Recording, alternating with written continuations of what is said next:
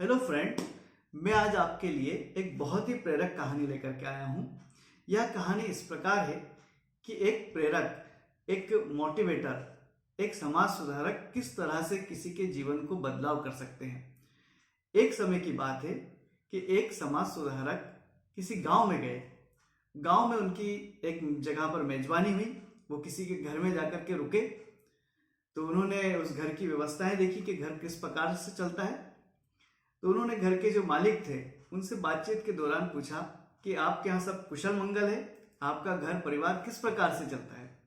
तो मकान के जो मालिक थे, मेजबान थे, उन्होंने कहा कि हमारा घर जो है इन दो भैंसों के कारण चलता है।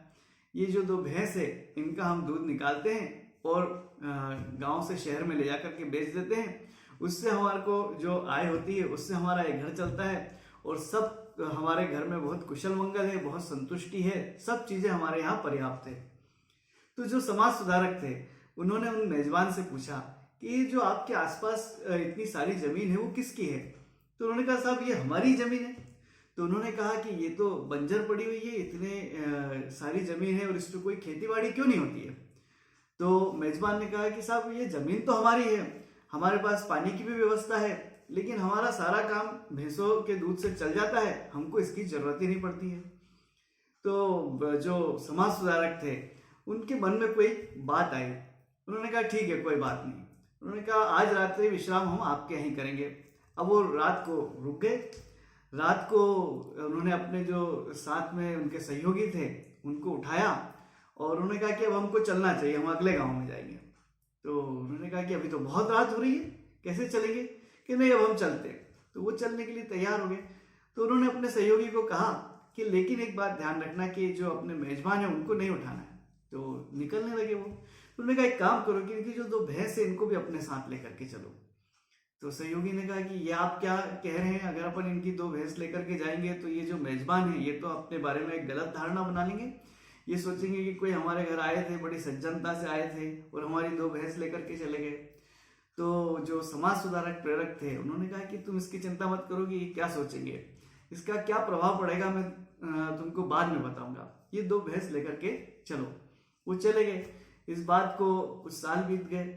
कुछ सालों बाद उन्होंने अपने उन्हीं सहयोगी को वापस बुलाया कि चलो अब इस बात को 5-6 साल हो गए, एक बार अपन चल के देखते हैं कि जहां से अपन भैंस लेकर के आए थे उनका क्या हुआ। तो इस विचार के साथ वो वापस उनके घर पर आते हैं और मेजबान से कहते हैं कि हम आपके घर रुकना चाहते हैं, भोजन की व्यवस्था करिए। तो मेजबान ने उनसे बातचीत करी और थोड़ी देर में वो पहचान गए कि आप तो वही हैं जो 5-6 साल पहले हमारे घर आए थे और आपके जाने के बाद साहब हमारी जो दो भैंसें थी वो भी कहीं गायब हो गई थी। तो उन्होंने कहा कि हाँ बिल्कुल मैं वही हूँ। तो उन्होंने बताया कि अच्छा भैंस तुम्हारी चली गई थी, उसके बाद क्या फर्क पड़ा तुम्हारे जीवन में। तो उन्होंने कहा कि साहब थोड़े दिन तो हम परेशान रहे और हमारे को समझ में नहीं आया कि हम क्या व्यवस्थाएं करें, कैसे हमारा घर चलाएं। लेकिन फिर हमने जो इतनी सारी जमीन थी हमारी उसमें से कुछ हिस्से पे हमने खेती बाड़ी प्रारंभ करी तो हमको थोड़ा उसमें ज़्यादा फायदा हुआ। फिर हमने और खेती बाड़ी प्रारंभ करी और इस तरह से हमने हमारी जितनी भी जमीन थी उस पर सब पे हमने खेती करना प्रारंभ कर दिया। और जो हम पहले जितना कमाते थे उससे हम कई गुना ज़्यादा कमाने लगे। हमारी आर्थिक स्थिति, हमारी जो सामाजिक स्थिति है वो सब बेहतर हो गई, बदल गई। तो उन्होंने कहा कि वो भैंस में ही आपकी लेके गया था क्योंकि आप अपने कंफर्ट जोन को ब्रेक नहीं कर पा रहे थे, आप अपनी व्यवस्थाओं से बाहर नहीं आ पा रहे थे। तो इसलिए आपका जो कंफर्ट जोन था वो हमने ब्रेक करने के लिए आपको आपकी जो दो भैंस है वो अपने साथ लेकर के गए थे। तो ऐसा ही होता है जीवन में, जब तक हम अपना कंफर्ट जोन ब्रेक नहीं करते हैं तब तक कुछ नया अचीव नहीं कर सकते। तो ऐसा कहते हैं कि अगर आपके लिए एक दरवाजा कोई बंद हो जाता है तो ईश्वर आपके लिए 10 दरवाजे खोल देता है। तो आपको अपने कंफर्ट जोन को ब्रेक करने की जरूरत होती है।